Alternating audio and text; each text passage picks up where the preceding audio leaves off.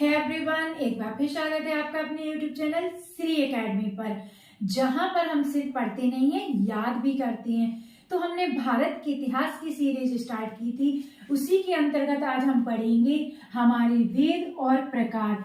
यानी इनसे रिलेटेड आपके किसी भी एग्जाम में क्वेश्चन पूछ लिए जाएं तो इस क्लास से बाहर नहीं जाएंगे, क्योंकि हमने इनसे रिलेटेड बहुत सारे फैक्ट यहाँ पर हमने कवर किए हैं, वही हम आपको यहाँ पर पढ़ाने वाले हैं। तो आपको इस क्लास को बिल्कुल मिस नहीं करना, एंड तक हमारे साथ जुड़े रहना है। चलिए फिर क्लास स्टार्ट कर लेते हैं। मैं हूँ श्वेता चौरसिया। तो आप सबसे पहले लिखिए क्या, वेद। आपको नोट्स बनाना है, किसी पीडीएफ या पीपीटी के पीछे नहीं भागना है।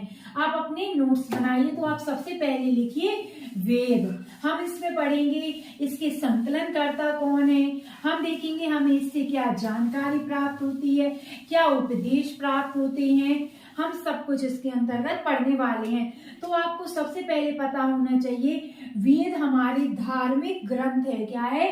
धार्मिक ग्रंथ है, जिससे हमारा जो इतिहास है हमें उसकी जानकारी प्राप्त होती है। इससे हमें ऐतिहासिक जानकारी प्राप्त होती है, आपको याद रखना है। अब हमें कौन कौन सी जानकारी प्राप्त होती है उसके बारे में हम पढ़ने वाले हैं। साथ ही साथ आपको वेद से रिलेटेड एक बात और याद रखनी है कि वेद की संकलनकर्ता कौन है। अगर आपके एग्जाम में सीधा सीधा क्वेश्चन बन जाता है, बड़ा छोटा सा है और हम इसको नजरअंदाज कर देते जब हम पढ़ते हैं, तब आपको याद रखना है वेद के संकलनकर्ता है महर्षि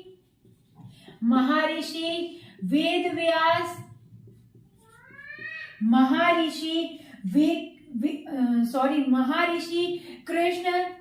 इनका पूरा नाम, वैसे तो वेद व्यास आपको याद रखना है, लेकिन अगर आपके एग्जाम में क्वेश्चन बन जाए महर्षि वेद व्यास, जो आपके वेद के संकलन करता है, इनका पूरा नाम क्या है, तो आपको पता होना चाहिए महर्षि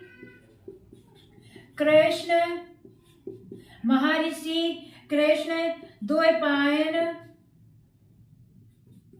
वेद व्यास। इनका पूरा नाम है, इनका क्या है, पूरा नाम है। जो आपके वेद व्यास जी हैं, जो आपके वेद के संकलन करता है, इनका पूरा नाम है महर्षि कृष्ण द्वैपायन वेद व्यास। आपको इनका नाम याद रखना है। ये हमारे वेद की क्या है, संकलन करता है, आपको याद रखना है। साथ ही साथ आपको इससे रिलेटेड यानी हमारे वेद से रिलेटेड और फैक्ट आपको याद रखना है। इससे हमें कौन सा उपदेश प्राप्त होता है, उपदेश हमें इससे प्राप्त होता है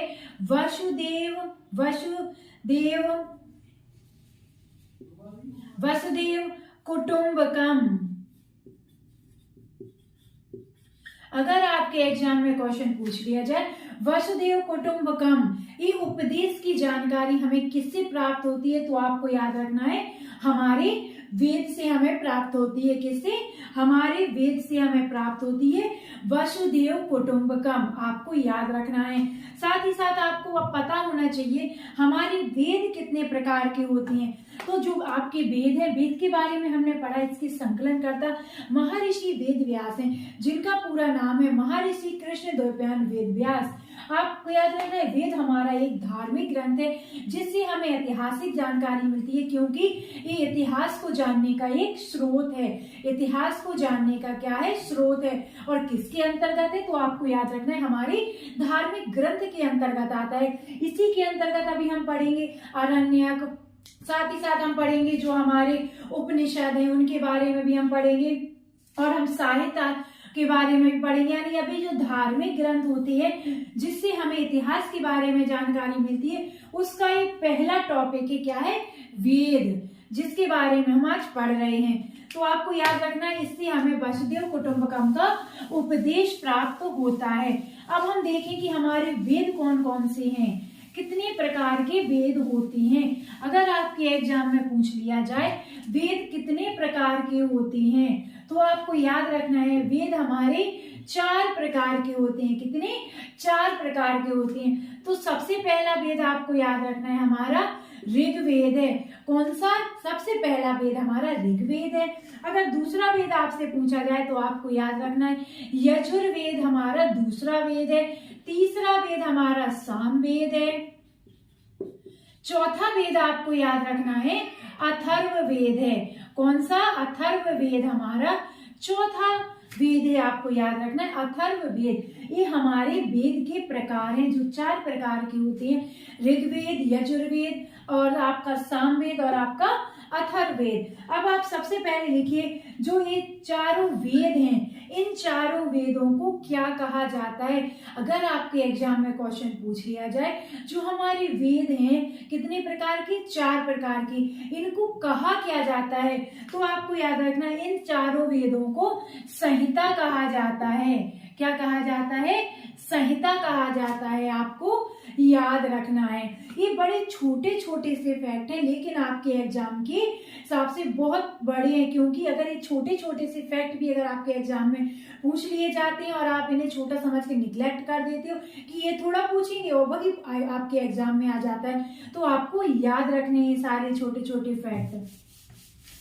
जल्दबाजी बिल्कुल नहीं करनी है, नोट्स अपने प्रॉपर बनानी है और अपना प्रॉपर रिवीजन भी आपको डेली बेसिस पे करते जाना है। चलिए आप सबसे पहले वेद से रिलेटेड आप एक बात और याद रख लीजिए, जो हमारे वेद हैं वो भारतीय परंपरा में, किसमें? भारतीय परंपरा में, आपको पता होना चाहिए भारतीय परंपरा में जो हमारे वेद हैं, इन वेद को क्या कहा गया है? इन वेदों को आपको याद रखना है नित्य, क्या? नित्य और अपौरुषमय, आपको याद रखना है क्या? अपौरुषमय। जो हमारी भारतीय परंपरा है, भारतीय परंपरा वेदों को नित्य और अपौरुषमय मानती है। अगर आपके एग्जाम में क्वेश्चन बन जाए कि भारतीय परंपरा ने वेदों को क्या संज्ञा दी है या क्या इसको ये मानते हैं, तो आपको ये बड़ा छोटा सा फैक्ट याद रखना है, नित्य और अपौरुषमय भारतीय परंपरा हमारी वेद को मानती है। चलिए अब आप पढ़ लीजिए ऋग्वेद के बारे में। अब आप लिखिए ऋग्वेद। अब इनसे रिलेटेड जितने फैक्ट हमारे एग्जाम में बन सकते हैं हम वो सब कवर करने की कोशिश करेंगे, तो आपको इस क्लास को अंत तक जरूर देखना है। आपको सबसे पहला फैक्ट तो ये याद रखना है, जो हमारा ऋग्वेद है वो सबसे प्राचीन ग्रंथ है। आपको पता होना चाहिए सबसे प्राचीन ग्रंथ है हमारा ऋग्वेद, यानी सबसे प्राचीन वेद कौन सा है? तो आपको याद रखना है हमारा ऋग्वेद है, सबसे प्राचीन वेद आपका ऋग्वेद है। अगला फैक्ट आपको याद रखना है ऋग्वेद किसे कहा गया है? तो ऋचाओं के, किसके? ऋचाओं के क्रमबद्ध ज्ञान के संग्रह को, ऋचाओं के क्रमबद्ध ज्ञान के संग्रह को क्या कहा जाता है? आपको एग्जाम में अगर क्वेश्चन पूछ लिया जाता है ऋचाओं के क्रमबद्ध ज्ञान के संग्रह को क्या कहा जाता है, तो आपको याद रखना है ऋग्वेद कहा जाता है। क्या? ऋग्वेद कहा जाता है। अगला ऋग्वेद से रिलेटेड आपको याद रखना है फैक्ट, इसमें कितने मंडल हैं? 10 मंडल हैं। कितने सूक्त हैं? तो आपको याद रखना है 1028 इसमें सूक्त हैं। साथ ही साथ आपको याद रखना है जो वालिख्य पाठ के 11 सूत्रों सहित है इसमें। अगर एग्जाम में पूछा जाए ऋग्वेद में, जो आपका ऋग्वेद में जो 1028 सूक्त हैं उसमें वालिख्य पाठ के कितने सूत्र हैं, तो आपको याद रखना है कितने सूत्र हैं? 11 सूत्र हैं। कितने? 11 सूत्र हैं, आपको याद रखना है। आप अगला फैक्ट इसमें देखिए, कितनी ऋचाएं देखने को इसमें मिलती हैं। अगर ऋचाओं के क्रमबद्ध ज्ञान का संग्रह ऋग्वेद कहलाता है तो इसमें ऋचाएं कितनी हैं, तो आपको याद रखना है 10,462, यानी 10,462 इसमें ऋचाएं हैं। क्या है? ऋचाएं हैं, आपको याद रखना है 10,462 इसमें ऋचाएं हैं। किसमें? आपकी ऋग्वेद में। और साथ ही साथ आपको याद रखना है इस वेद की जो ऋचाएं पढ़ता है, तो ऋचा के पढ़ने को क्या कहा जाता है, पढ़ने वाले को? तो आपको याद रखना है, उसको होर्त कहा जाता है। सबसे इजी क्वेश्चन है और सबसे टफ क्वेश्चन भी है। ऋचाओं के पढ़ने वाले को क्या कहा जाता है? जो ऋचाओं को पढ़ता है उसको क्या कहा जाता है? पढ़ने वाले को क्या कहा जाता है? तो आपको याद रखना है, उसको होर्त कहा जाता है। क्या? होर्त कहा जाता है। आपको याद रखना है, ऋचाओं को पढ़ने वाले को होर्त कहा जाता है। अगला फैक्ट आप इसमें लिखिए, जानकारी। तो हमने ऋग्वेद के बारे में पढ़ा। ऋचाओं के क्रमबद्ध ज्ञान का संग्रह जो है वो ऋग्वेद कहलाता है। सबसे प्राचीन वेद है। इसमें कितने मंडल हैं? इसमें 10 मंडल हैं। इसमें 1028 सूक्त यानी आपकी 1028 इसमें सूक्त हैं। 10,462 ऋचाएं हैं। और जो इन ऋचाओं को पढ़ता है उसको हम क्या कहते हैं? उसको होर्त कहते हैं। आपको याद रखना है। चलिए अब हम पढ़ते हैं ऋग्वेद से हमें कौन कौन सी जानकारी मिलती है। ऋग्वेद से हमें कौन सी जानकारी प्राप्त होती है?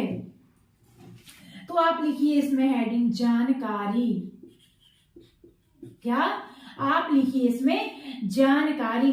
तो हम देखते हैं हमें इसमें कौन कौन सी जानकारी मिलती है। तो आप सबसे पहली जानकारी लिखिए इसमें, जो हमारे आर्य रहे हैं, जिनके कारण हमारे भारतवर्ष को आर्यवर्त कहा गया है। हमने आपको भारतवर्ष जब पढ़ाया था उसमें हमने पढ़ाया था कि हमारे भारत को किसने किस नाम की संज्ञा दी या किसने किस नाम से पुकारा, यानी भारतवर्ष से रिलेटेड हमने सारे फैक्ट उसमें कवर किए थे। इसमें आप लिखिए, प्राचीन जो हमारी आर्य थे, प्राचीन आर्यों की सामाजिक, आर्थिक और राजनैतिक, साथ ही साथ आपको याद रखना है राजनैतिक जीवन की विस्तृत जानकारी हमें प्राप्त होती है। एग्जाम में क्वेश्चन बने आपकी, प्राचीन आर्यों की सामाजिक, आर्थिक और राजनीतिक जीवन की विस्तृत जानकारी हमें किस वेद से या किस ग्रंथ से प्राप्त होती है? तो आपको याद रखना है हमें किससे प्राप्त होती है? हमारे ऋग्वेद से हमें प्राप्त होती है। अगला फैक्ट आपको इससे याद रखना है, इसका जो तीसरा मंडल है, कौन सा? आपको याद रखना है इसका जो तीसरा मंडल है, तो तीसरे मंडल से हमें जो आपके विश्वामित्र जी थे, कौन? विश्वामित्र जी हैं, जो विश्वामित्र जी ने जो रचित किया था, द्वारा रचित सूर्य देवता सावित्री को समर्पित, इस लाइन में आपके बहुत सारे क्वेश्चन कवर हो रहे हैं, आपको देखना है। समर्पित गायत्री मंत्र है, ठीक है। सबसे पहला क्वेश्चन, ऋग्वेद के किस मंडल से हमें गायत्री मंत्र की जानकारी प्राप्त होती है? तो आपको बताना है तीसरे मंडल से प्राप्त होती है। गायत्री मंत्र किसको समर्पित है? तो सूर्य देवता सावित्री को समर्पित है। किसके द्वारा रचित है? तो आपको याद रखना है विश्वामित्र द्वारा रचित है। यानी इस एक लाइन में आपको 4 क्वेश्चन देखने को मिल गए हैं। पहला क्वेश्चन, ऋग्वेद के तीसरे मंडल से हमें क्या जानकारी प्राप्त होती है? तो आप बता सकते हैं पूरी लाइन को कि विश्वामित्र द्वारा रचित, मतलब अगर आपके एग्जाम में 2 या 3 नंबर में क्वेश्चन बन जाता है मेंस में कि हमें ऋग्वेद के तीसरे मंडल से कौन सी जानकारी प्राप्त होती है, तो आप बता सकते हैं विश्वामित्र द्वारा रचित सूर्य देवता सावित्री को समर्पित गायत्री मंत्र की जानकारी प्राप्त होती है, या गायत्री मंत्र इसमें है। दूसरा क्वेश्चन, गायत्री मंत्र की जानकारी हमें ऋग्वेद के किस मंडल से मिलती है? तो आपको याद रखना है तीसरे मंडल से। अगला क्वेश्चन आपका पूछा जा सकता है, गायत्री मंत्र की जानकारी हमें किस वेद से प्राप्त होती है? तो आपको याद रखना है हमारी ऋग्वेद से प्राप्त होती है। अगला क्वेश्चन, जो आपका गायत्री मंत्र है, ऋग्वेद में जो लिखित गायत्री मंत्र है वो किस देवता को समर्पित है? तो आप बता सकते हैं सूर्य देवता सावित्री को समर्पित बताया गया। अगला क्वेश्चन, किसके द्वारा रचित है? तो आप बता सकते हो विश्वामित्र जी के द्वारा रचित है। तो आपको ये सब याद रखना है। चलिए इससे हम अगली जानकारी देखते हैं हमें क्या प्राप्त होती है। नोट्स बनाते चलिए, क्योंकि जितनी अच्छे से यहाँ आपको पढ़ाया जा रहा है शायद ही कहीं आपको इतने अच्छे से फ्री ऑफ कॉस्ट पढ़ाया जा रहा हो। तो आपको याद रखना है ये सारी जानकारी। नोट्स बनाते चलिए। अगले आ जाते हैं हम 8वें मंडल पे। किस पे? 8वां मंडल। अब हमें इसकी 8वां मंडल से क्या जानकारी प्राप्त होती है, तो आपको इसमें याद रखना है हस्तलिखित ऋचाओं का वर्णन है। इसमें ऋचाओं का वर्णन। अब जो आपकी हस्तलिखित ऋचाएं हैं, देखिएगा इस एक लाइन से हमें क्या जानकारी प्राप्त होती है, कितने क्वेश्चन बनते हैं।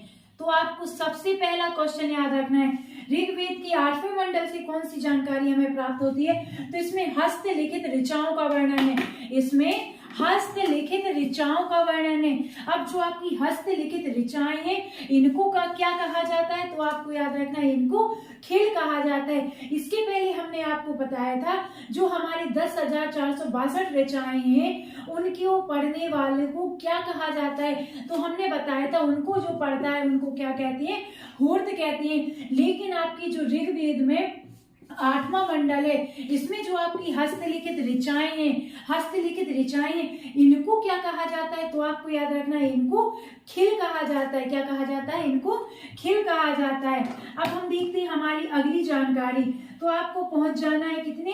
9वें मंडल पे आपको पहुंचना है। अब 9वें मंडल से हमें क्या जानकारी प्राप्त होती है, तो आपको याद रखना है इसमें देवता सोम का उल्लेख है। सबसे पहला क्वेश्चन, वह कौन सा वेद है हमें जिससे देवता सोम की जानकारी प्राप्त होती है? आपको पता होना चाहिए ऋग्वेद। अब ऋग्वेद आपको पता हो गया है, तो आपको अब पता होना चाहिए कौन से मंडल से, तो आपको याद रखना है 9वें मंडल से। किससे?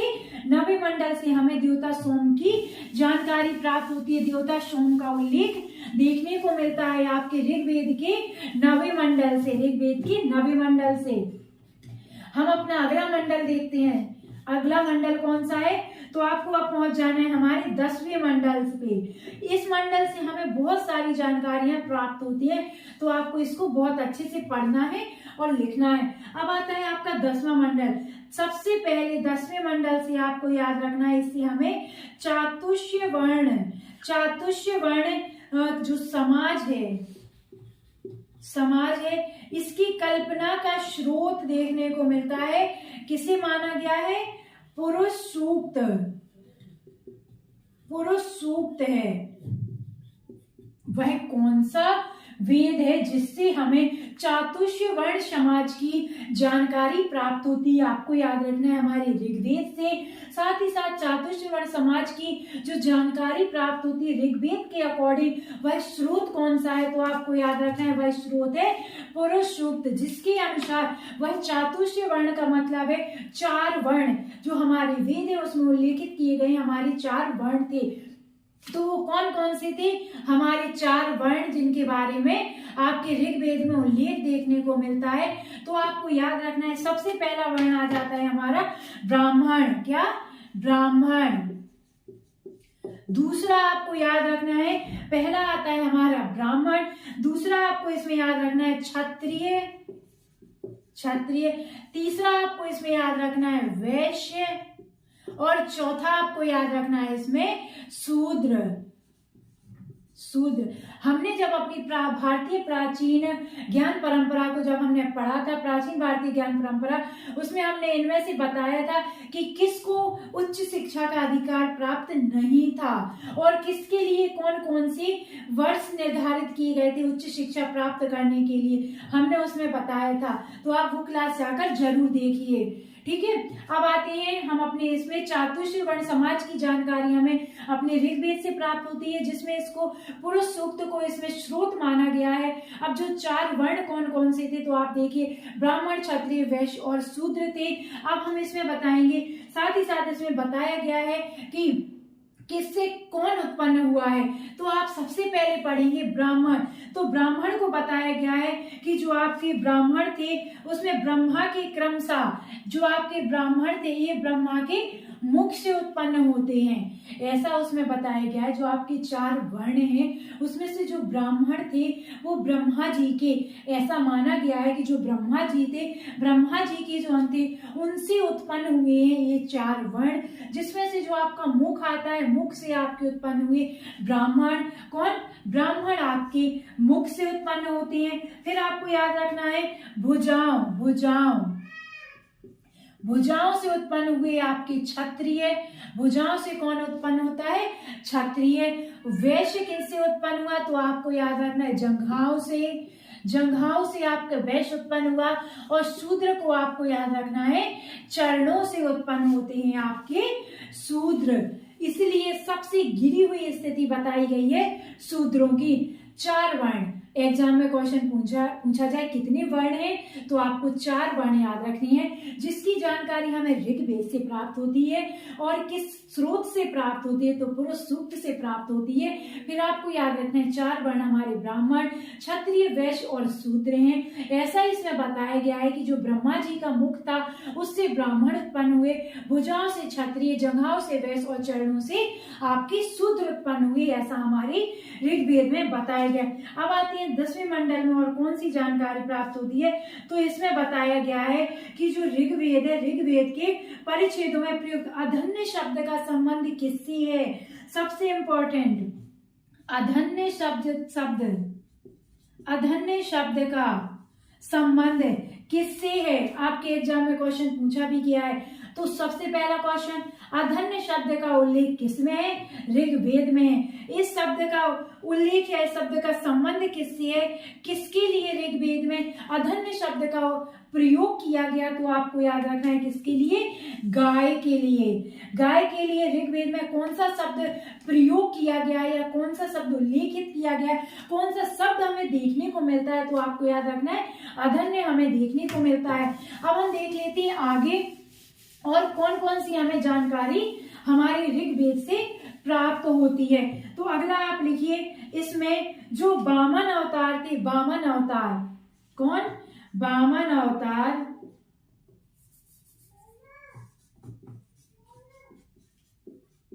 वामन अवतार के 3 पगों के आख्यान का प्राचीन स्रोत माना जाता है।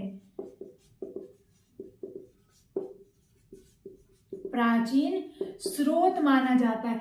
जो हमारा ऋग्वेद है, ऋग्वेद को वामन अवतार के जो 3 पग हैं उनकी आख्यान का प्राचीन स्रोत माना जाता है। अगली हमें क्या जानकारी प्राप्त होती है?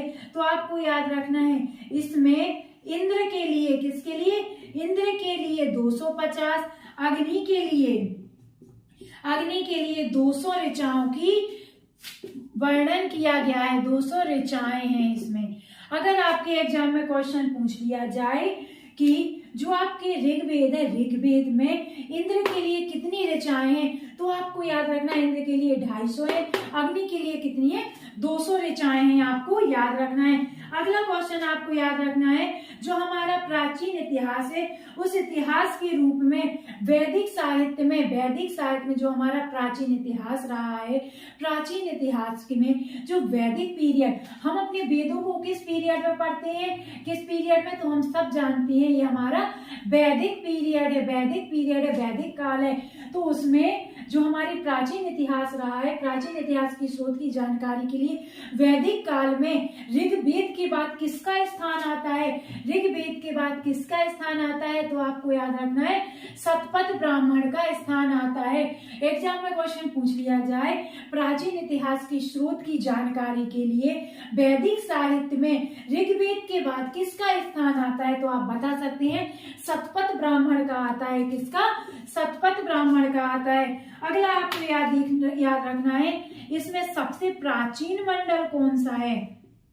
हमने आपको 10 मंडल पढ़ाए हैं। 10 मंडल में सबसे प्राचीन मंडल कौन है?